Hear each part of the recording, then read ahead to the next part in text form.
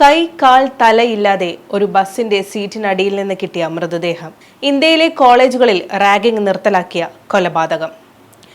1996 November 7. Chennai നഗരം ദീപാവലി ആഘോഷങ്ങളുടെ തിരക്കിലേക്ക് വഴുതി വീഴാൻ തുടങ്ങുന്ന സമയം. മന്ദഗലി പോലീസ് സ്റ്റേഷനിലെ ഫോൺ നിർത്താതെ ബെല്ലടിച്ചു. മന്ദഗലി ബസ് സ്റ്റാൻഡിൽ നിർത്തിയിട്ടിരിക്കുന്ന ഒരു ബസിന്റെ പിൻ സീറ്റിൽ അനാഥമായി കിടക്കുന്ന ഒരു ട്രാവൽ ബാഗിനെ കുറിച്ചായിരുന്നു ആ സന്ദേശം. അതിൽ നിന്ന് വമിക്കുന്ന ദുർഗന്ധവും ചോരപ്പാടുകളും കണ്ട് യാത്രക്കാർ ഭയന്ന് വിറച്ചിരുന്നു. പോലീസ് കുതിച്ചെത്തി. വിറക്കുന്ന കൈകളോടെ ആ ബാഗ് തുറന്നപ്പോൾ കണ്ട കാഴ്ച പോലീസുകാരുടെ പോലും രക്തം മരവിപ്പിക്കുന്നതായിരുന്നു. കൈകാലുകളോ തലയോ ഇല്ലാത്ത മനുഷ്യ ശരീരത്തിന്റെ ഉടൽഭാഗം മാത്രമായിരുന്നു അതിൽ. ഇന്ത്യയെ മുഴുവൻ നടുക്കിയ റാഗിംഗ് എന്ന ക്രൂരതയ്ക്കെതിരെ നിയമം വരാൻ കാരണമായ പൊന്നവരസു എന്ന പേര് അവിടെ നിന്ന് തുടങ്ങുകയായിരുന്നു. തമിഴ്നാട്ടിലെ ചിദംബരം രാജാമുത്തയ്യ മെഡിക്കൽ കോളേജിലെ 1ാം വർഷ വിദ്യാർത്ഥിയായിരുന്നു പൊന്നവരസു. മദ്രാസ് യൂണിവേഴ്സിറ്റി മുൻ വൈസ് ചാൻസലർ പ്രൊഫസർ PK പൊന്നുസ്വാമിയുടെ മകൻ. നവംബർ 6-ാം തീയതി അവൻ വീട്ടിലേക്ക് വിളിച്ചിരുന്നു. അടുത്ത ദിവസം തന്നെ വീട്ടിലേക്ക് വരുന്നുണ്ടെന്ന് അറിയിച്ചു. എന്നാൽ നവംബർ 7-ാം തീയതി കഴിഞ്ഞിട്ടും നവരസു എത്തിയില്ല.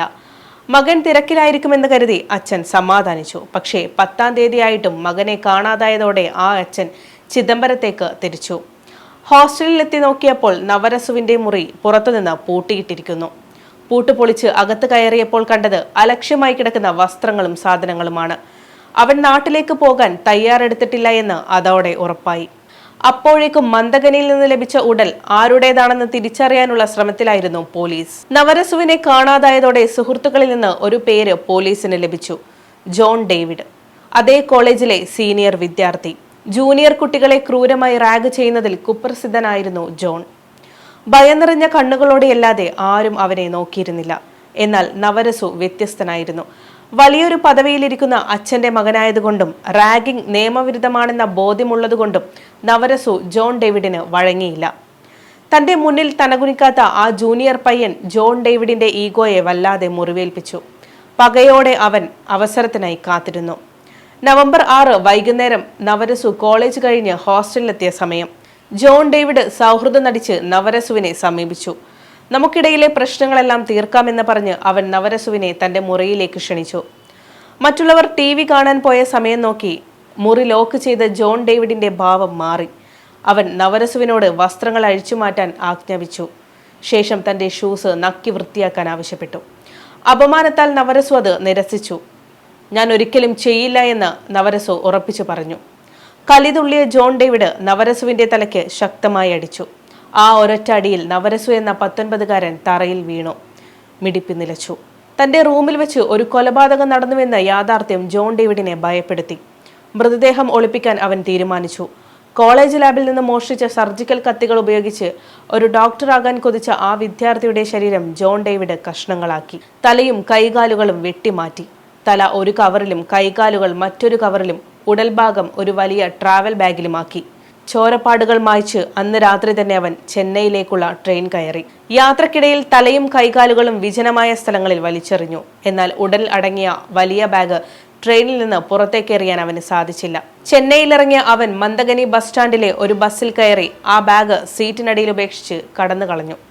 നവംബർ 11 മന്നാർകുടി മജിസ്ട്രേറ്റിന് മുന്നിലെത്തി ഞാനാണ് അവനെ കൊന്നത് എന്ന് പറഞ്ഞ് അവൻ കീഴടങ്ങി. പോലീസ് കസ്റ്റഡിയിൽ ആദ്യം മൗനം പാലിച്ചെങ്കിലും പിന്നീട് അവൻ കുറ്റം ഏറ്റുപറഞ്ഞു. നവരസുവിന്റെ ശരീരഭാഗങ്ങൾ പലയിടങ്ങളിൽ നിന്നായി പോലീസ് കണ്ടെടുത്തു. DNA ടെസ്റ്റിലൂടെ അത് നവരസു തന്നെയാണെന്ന് ഉറപ്പിച്ചു. 1998 മാർച്ചിൽ വിചാരണ കോടതി ജോൺ ഡേവിഡിന് ഇരട്ട ജീവപര്യന്തം ശിക്ഷ വിധിച്ചു. എന്നാൽ കഥ അവിടെ തീർന്നില്ല. 2001 മദ്രാസ് ഹൈക്കോടതി മതിയായ സാക്ഷികളില്ല എന്ന കാരണത്താൽ ജോൺ ഡേവിഡിനെ വെറുതെ വിട്ടു. നീണ്ട മുടിയും കയ്യിൽ ബൈബിളുമായി ഒരു മാനിനെ പോലെ അവൻ ജയിലിൽ നിന്നിറങ്ങി. ഞാൻ തെറ്റുകാരനല്ല എന്ന് അവൻ മാധ്യമങ്ങളോട് വിളിച്ചു പറഞ്ഞു. പക്ഷേ നീതിപീഠം കണ്ണടച്ചില്ല. തമിഴ്നാട് സർക്കാർ സുപ്രീം കോടതിയെ സമീപിച്ചു. സാഹചര്യ തെളിവുകൾ ശക്തമാണെന്നും കൊല്ലപ്പെട്ട അന്ന് ജോൺ ഡേവിഡ് ധരിച്ചിരുന്ന വസ്ത്രങ്ങൾ കത്തിച്ചതും ബാഗുകളുമായി പോകുന്നത് വാച്ച്മാൻ കണ്ടതുമെല്ലാം സുപ്രീം കോടതി ശരിവെച്ചു. ഹൈക്കോടതി വിധി റദ്ദാക്കി. ജോൺ ഡേവിഡിന്റെ ഇരട്ട ജീവപര്യന്തം സുപ്രീം കോടതി പുനഃസ്ഥാപിച്ചു. ഒരു ദീപാവലിക്ക് നാട്ടിലെത്തുമെന്ന് വാക്ക് നൽകിയ പൊന്നവരസു ഒരിക്കലും മടങ്ങിയെത്തിയില്ല. പക്ഷേ അവന്റെ മരണം വെറുതെ ആയില്ല. വിദ്യാഭ്യാസ സ്ഥാപനങ്ങളിൽ നടക്കുന്ന റാഗിംഗ് എന്ന പീഡനത്തിനെതിരെ 1997 തമിഴ്നാട് സർക്കാർ ശക്തമായ നിയമം കൊണ്ടുവന്നു. ഒരു തലമുറയെ തന്നെ ഭയപ്പെടുത്തിയ ആ ക്രൂരകൃത്യം ചരിത്രത്തിലെ ഒരു കറുത്ത അധ്യായമായി ഇന്നും അവശേഷിക്കുന്നു.